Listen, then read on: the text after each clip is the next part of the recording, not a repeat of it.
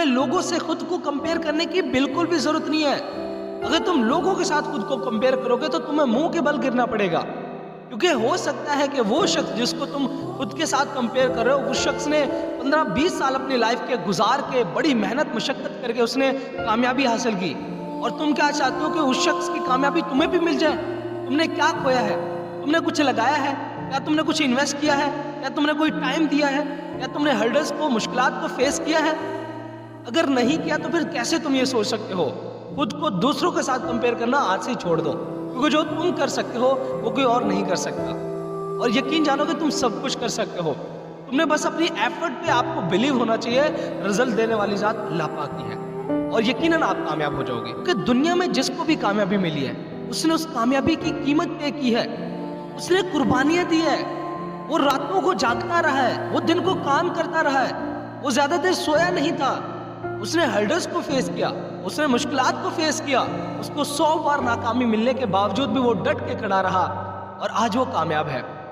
तुम खुद एग्जाम्पल ले लो, तुम जितने ज्यादा लोगों के एग्जाम्पल उठा के देख लो जो लाइफ में कामयाब है, क्या उनके अंदर ये चीजें है या नहीं है? फैसला तुम्हारे हाथों में है। और तुम कहोगे जी सर बिल्कुल ऐसे ही है कि जिसने भी कामयाबी हासिल की है उन्होंने कुछ लगाया है, उन्होंने टाइम लगाया है, और हो सकता है उन्होंने कुछ इन्वेस्ट भी किया हो अपनी लाइफ में अपने आप को अपग्रेड करने के लिए। उन्होंने न्यू स्किल्स सीखी है, उन्होंने लर्निंग की है, तभी तो वो आज इस मुकाम पे हैं जहाँ पे लोगों का ख्वाब होता है जाना। जेफ बेजोस की बात कर लेते हैं हम, एलोन मस्क की बात कर लेते हैं हम, बिल गेट्स की बात कर लेते हैं। ये जितने भी दुनिया के अमीर तरीन शख्स है यार, इन्होंने अपने आप को मनवाया है। इन्होंने जो किया है शायद गरीब इंसान कभी सोच भी ना पाए, क्योंकि हमेशा कामयाबी सोच से स्टार्ट होती है। अगर तुम सोचते हो कि तुम बड़ी अचीवमेंट लोगे तो फिर रास्ते में मुश्किलात भी आएंगे, आपको बहुत सारी मुश्किलात को दूर करना पड़ेगा, चैलेंजेस को फेस करना पड़ेगा। और एक बात याद रखना, कामयाबी का असूल है, कामयाबी सबसे पहले तुम्हें फेलियर्स देगी, तुम्हें नाकामी का सामना करना पड़ेगा। और एक बात याद रखना, जब तुम नाकाम हो रहे हो ना, तो यकीन जानो खुद पे बिलीव रखना, उस अल्लाह पाक की ज़ात पे बिलीव रखना। कामयाबी का रूल यही है कि कामयाबी में स्टार्टिंग में आपको फेलियर्स का सामना करना पड़ेगा। जब आपको फेलियर्स का सामना करना पड़ जाए तो यकीन जानो कि तुम एक राइट डायरेक्शन में जा रहे हो, और वो जो डायरेक्शन है वो तुम्हारी कामयाबी की मंजिलों तक तुम्हें पहुंचाएगी। क्योंकि तुमने ये देखना है कि तुम फैमिली के लिए क्या कर सकते हो।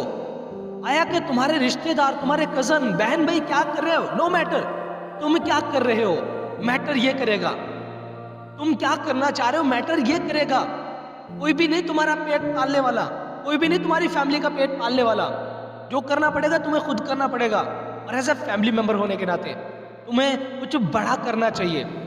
ऐसे दोस्तों की संगत से कोसों दूर रहो जो तुम्हें कोसते हैं, जो तुम्हें कहते हैं कि तुम कुछ नहीं कर पाओगे या कुछ नहीं कर पाओगे।